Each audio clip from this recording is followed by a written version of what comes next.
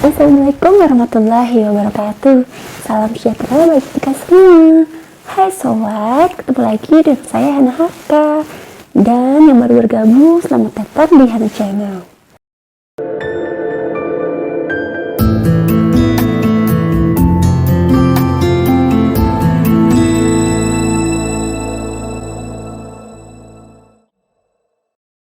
Nah sobat, di video kali ini saya masih akan membahas tentang teori di salah satu mata kuliah kebidanan.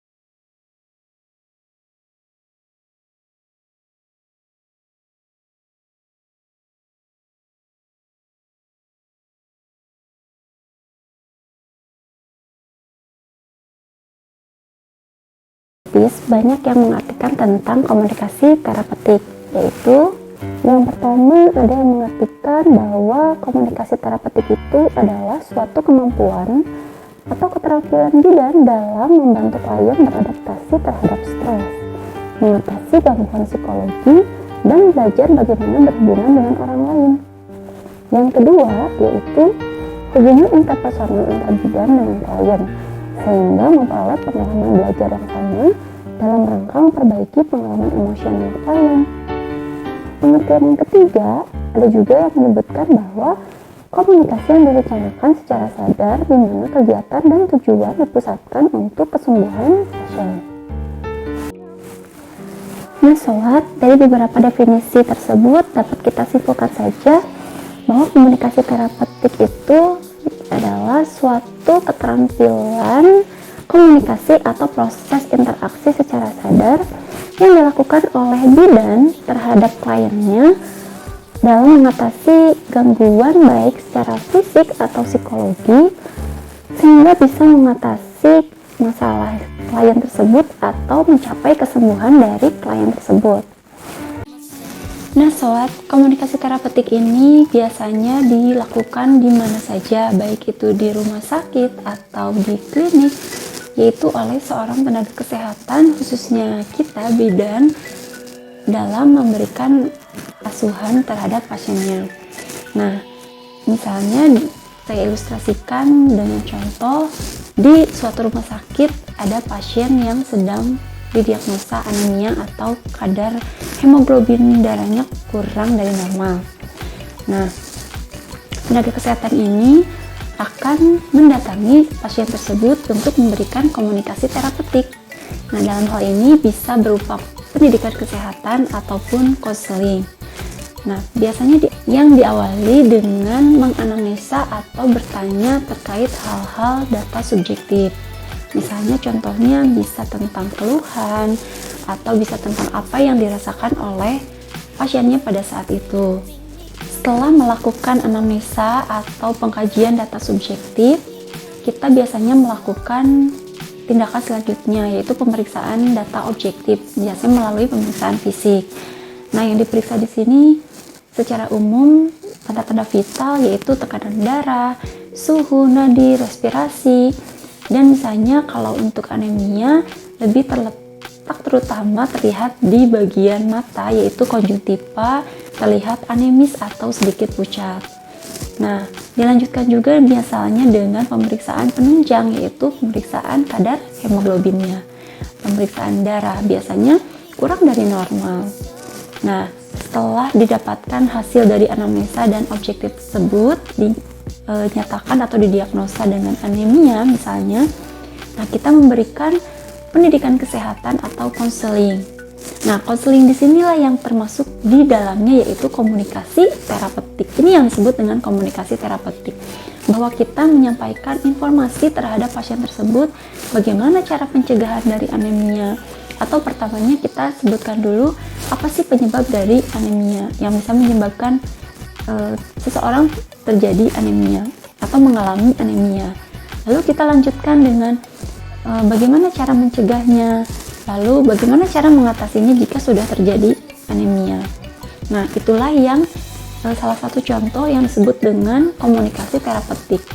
Kita tidak hanya berbicara terhadap pasien yang secara umum, tapi kita lebih terfokus kepada penyembuhan dari pasien tersebut. Karena misalnya anemia bisa diperbaiki dengan perbaikan gizi, perbaikan pola aktivitas, perbaikan pola istirahat, dan lain sebagainya. Nah, itulah salah satu contoh dari komunikasi terapeutik terhadap pasien dengan diagnosa anemia. Nah, sobat, ketika pasien tersebut mengerti akan apa yang sudah kita informasikan atau sudah kita jelaskan tentang pencegahan dan cara mengatasi anemia tersebut, pasien tersebut bisa mengutarakan kembali apa yang sudah kita bicarakan. Nah, bisa diartikan bahwa tujuan dari komunikasi terapeutik yang kita berikan kepada pasien tersebut berhasil karena apa yang kita sampaikan bisa diulas kembali oleh pasien itu. Wow. Contoh lain dari komunikasi terapeutik terlebih di situasi pandemi COVID-19 seperti sekarang ini. Komunikasi terapeutik sangat memegang peranan penting yang wajib diaplikasikan oleh tenaga kesehatan terhadap orang-orang suspek ataupun terkonfirmasi.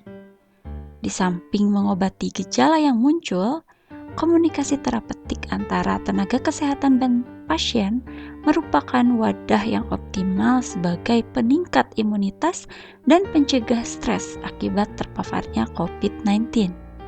Wajar seseorang sedih, stres, atau terbeban ketika terjadi krisis. Oleh karena itu, kita sebagai tenaga kesehatan harus siap menjadi orang kepercayaan atau konselor bagi mereka. Berikan penkes tentang menjaga gaya hidup sehat seperti pola makan, pola tidur, olahraga yang baik, dan hubungan sosial dengan teman atau keluarga.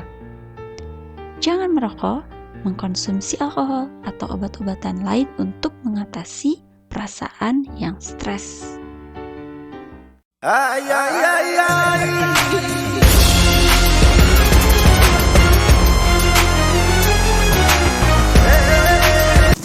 Nah, sobat, keberhasilan dari komunikasi terapeutik itu juga dipengaruhi oleh beberapa hal.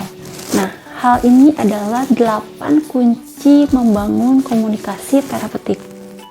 Yang pertama yaitu kejujuran. Nah, kejujuran di sini juga sama halnya dengan arti kejujuran yang secara umum. Kejujuran di sini tidak berbeda dengan yang seperti biasanya. Tetap masih sama, yaitu kita harus jujur kepada pasien tersebut, misalnya tadi yang sudah saya contohkan kepada ibu hamil yang anemia. Nah, kita tidak harus menyembunyikan apa yang sudah kita periksa kepada ibu tersebut. Kita utarakan saja bahwa hasil pemeriksaannya seperti ini. Misalnya tadi anemia, kalau kelihatan di matanya sedikit pucat, misalnya kita katakan saja bahwa matanya terlihat pucat. Lalu hasil pemeriksaan darah hemoglobinnya juga agak kurang dari normal, atau misalnya kurang dari normal sekian. Nah, itu juga jelaskan bahwa kurang dari normal itu akan terjadinya apa, bisa berdampak seperti apa. Itu bisa dikatakan sejujurnya kepada ibu, tidak harus ditutupi juga. Jadi sebelum kita melakukan komunikasi terapeutik atau memberikan konseling, kita juga harus bersikap jujur pada saat memberikan informasi tentang dirinya. Juga dilanjutkan dengan jujur pada saat kita memberikan informasi terhadap pasien tersebut. Nah, kalau di anemia tadi misalnya tentang perbaikan gizi, kita informasikan saja bahwa gizi yang baik itu seperti ini, bahwa gizi yang cukup itu seperti ini, dan cara mengatasi untuk anemia tersebut adalah harus begini. Jadi kita tidak ada yang harus disembunyikan dari pasien tersebut, kita utarakan karena apapun yang kita bicarakan adalah tentang hal yang berkaitan untuk penyembuhan pasien tersebut. Kunci yang kedua adalah lemah lembut dalam berbicara dan meyakinkan. Jadi selain kita harus mempunyai pengetahuan dan pemahaman yang cukup mengenai apa yang akan kita sampaikan, tapi juga cara berbicara kita harus dengan lemah lembut tapi meyakinkan. Lemah lembut di sini bukan seperti Putri Solo, tapi kita harus berbicara tidak dengan nada yang tinggi atau nada yang keras. Kita juga tidak ragu untuk menyampaikan informasi kepada pasien tersebut. Kunci yang ketiga adalah tata bahasanya jelas, ekspresif, dan tidak membingungkan. Ketika kita memberikan komunikasi terapeutik atau memberikan konseling yang berbentuk pendidikan kesehatan, dengan tata bahasa kita yang jelas, tidak membingungkan pasien, dalam artian tata bahasa yang kita gunakan tetap menyesuaikan dengan kondisi pasien tersebut. Andai kata misalnya pasien tersebut bukan tenaga kesehatan juga, misalnya kita berbicara dengan tata bahasa yang awam saja, jadi gunakan bahasa medis yang disederhanakan dengan bahasa sehari-hari. Nah, agar apa yang kita sampaikan tidak menjadi miscommunication atau mudah dipahami oleh pasien.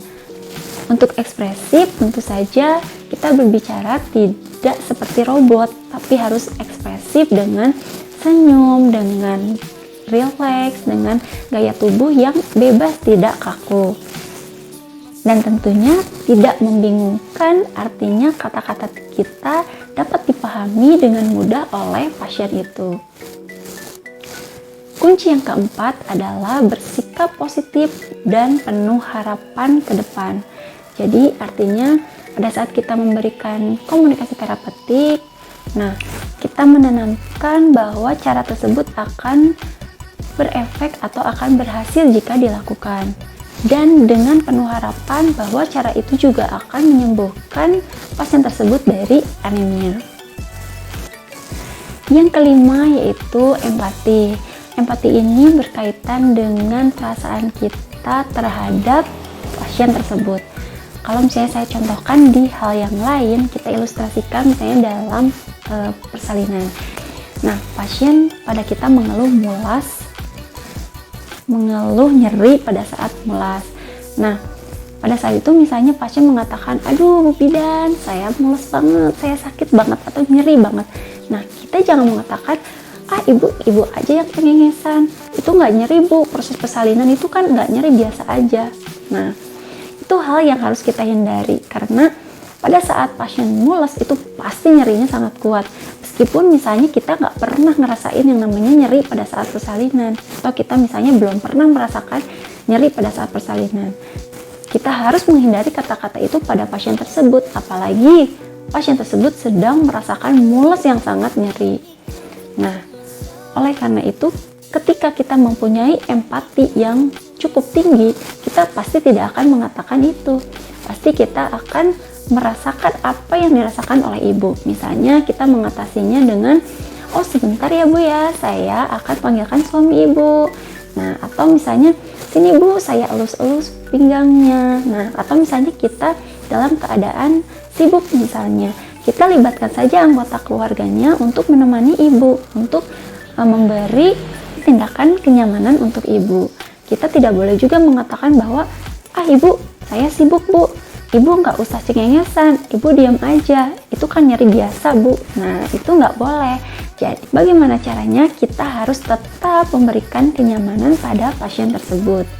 Nah, itulah yang merupakan contoh-contoh dari empati, atau bisa sobat sekalian ilustrasikan di hal yang lain tentang empati ini. Ada beberapa aspek dalam empati, yaitu ada aspek mental, ketika memahami orang secara emosional dan intelektual. Ada juga aspek verbal, yaitu pemahaman terhadap perasaan dan alasan reaksi emosi klien.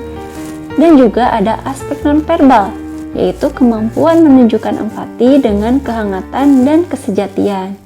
Kehangatan bisa dilihat dari sikap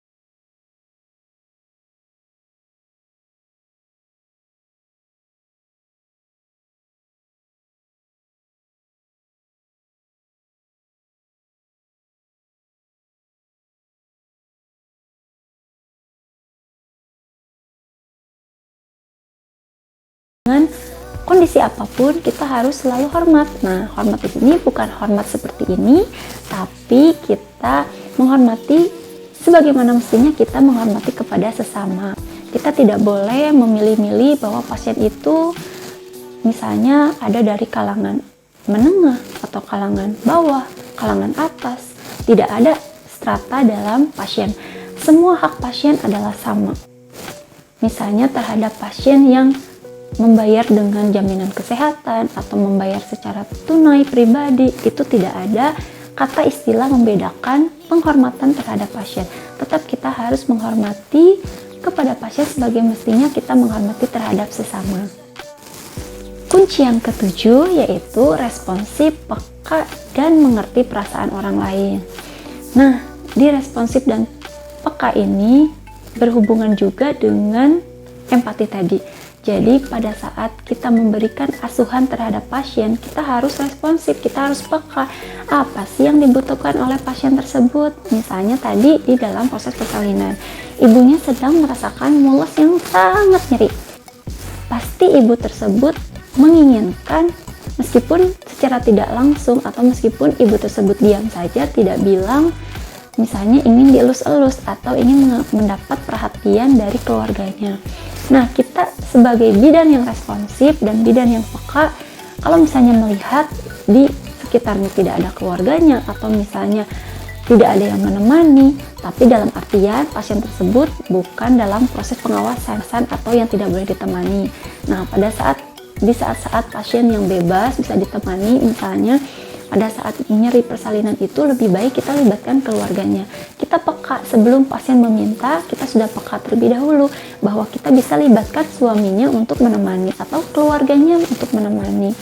Bahkan misalnya kita peka, pasien tersebut terlihat kelelahan pada saat mules, boleh kita berikan minum, berikan motivasi, ibu sabar ya, ibu mau minum tidak, atau ibu mau makan, mungkin masih bisa makan. Nah, selain itu juga kita harus mengerti perasaan pasien tersebut. Ketika mules yang sangat nyeri, pasti pasien tersebut inginnya dielus-elus, inginnya disayang-sayang misalnya, atau inginnya ditemani. Kita tidak boleh melarang-larang kalau misalnya memang pasien itu boleh ditemani.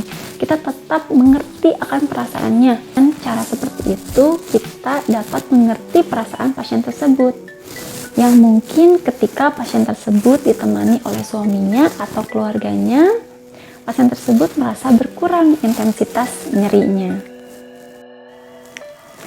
Kunci ke-8 yaitu tidak terpengaruh oleh masa lalu klien. Contoh hal di sini, apapun masa lalunya, kita tidak boleh memilah-milah pasien, kita tetap menghormati, berkaitan lagi dengan tadi sikap hormat. Nah, contoh halnya misalnya ada pasien persalinan yang tadi ternyata pasien tersebut istri dari mantan pacar kita. Oh my God! Wow! Dulu misalnya. Nah, ini tidak boleh terpengaruh oleh situasi. Pada saat kita mengetahui siapapun orang itu, kita tetap harus bertindak profesional. Kita nggak boleh milah-milah, kita nggak boleh pilih-pilih. Karena misalnya ada sesuatu dengan pasien tersebut, maka kita bedakan. Yang satu pasiennya saya biarkan suaminya masuk, tapi kalau yang pasien yang ini saya tidak akan membiarkan suaminya masuk karena misalnya suaminya mantan pacar kita. Tidak bisa seperti itu. Kita harus tetap profesional. Siapapun itu pasiennya, siapapun itu suaminya misalnya, tetap kita harus lakukan dengan profesional. Kita samaratakan kasih sayang terhadap pasien kita seperti apa.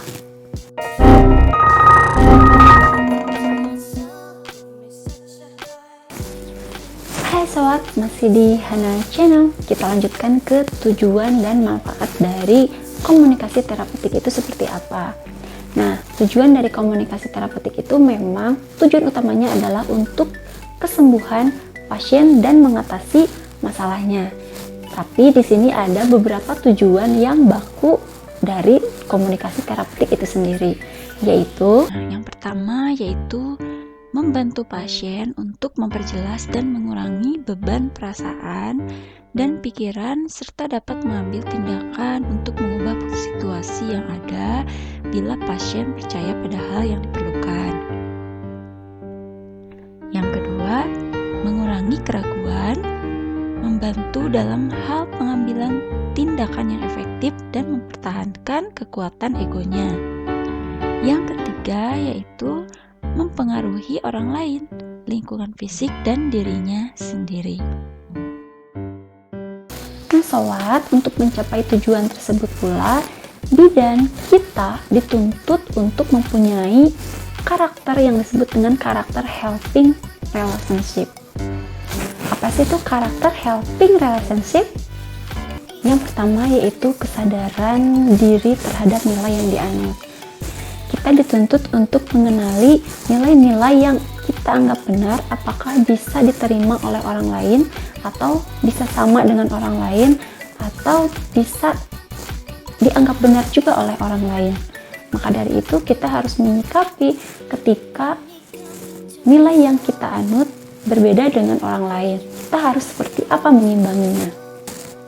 Yang kedua adalah kemampuan untuk menganalisis diri sendiri, yaitu jadi kita dituntut untuk bisa memahami bagaimana sih perasaan kita sendiri, yaitu bagaimana ketika kita sedang emosi, ketika kita sedang sedih, ketika kita sedang ada masalah, atau misalnya ketika kita sedang bahagia. Nah, jangan sampai perasaan kita sendiri pada saat itu bisa mempengaruhi tujuan dari komunikasi terapeutik yang kita berikan terhadap pasien. Artinya, kita jangan terbawa suasana oleh suasana perasaan kita sendiri. Karena kita sudah mengenali bagaimana perasaan kita, maka dari itu meskipun kita sedang emosi, sedang sedih, atau sedang ada masalah, ataupun bahagia, kita tetap memberikan komunikasi terapeutik sesuai dengan tujuan kita. Yang ketiga adalah kemampuan menjadi contoh peran gaya hidup sehat yang bisa dicontoh oleh orang lain. Orang lain di sini misalnya pasien yang kita berikan komunikasi terapeutik. Jadi gaya hidup sehat kita dapat dicontoh oleh pasien tersebut. Dengan melihat gaya hidup kita menjalankan pola hidup sehat, pasien tersebut yang kita berikan komunikasi terapeutik atau berikan pendidikan kesehatan akan mencontoh pola hidup sehat kita, sehingga pasien tersebut juga ingin melakukan pola hidup sehat dan mencapai kesembuhannya. Yang keempat adalah altruistik, di mana bidan merasa puas ketika mampu menolong orang lain dengan cara yang manusiawi. Jadi kita dituntut untuk memiliki karakter yang memang pada saat kita menolong orang lain, kita itu akan merasa puas, apalagi menolongnya dengan cara-cara yang manusiawi. Bukan hanya sekedar menolong begitu saja, tapi kita juga memperlakukan pasien tersebut dengan manusiawi. Yang kelima yaitu rasa tanggung jawab, baik secara etik dan moral. Setiap keputusan yang dibuat harus selalu memperhatikan prinsip nilai yang menjunjung tinggi kesehatan atau kesejahteraan manusia. Dan yang keenam yaitu tanggung jawab terhadap diri sendiri dan juga orang lain. Sedangkan untuk manfaatnya yaitu ada 2 manfaat, yaitu untuk mendorong dan menganjurkan kerjasama antara tenaga kesehatan dan klien. Kedua, untuk mengidentifikasi, mengungkapkan perasaan, mengkaji masalah, dan mengevaluasi tindakan yang dilakukan oleh bidan. Oke sobat, itu tadi materi dari komunikasi terapeutik. Nantikan materi selanjutnya tetap di Hana Channel. Semoga bermanfaat.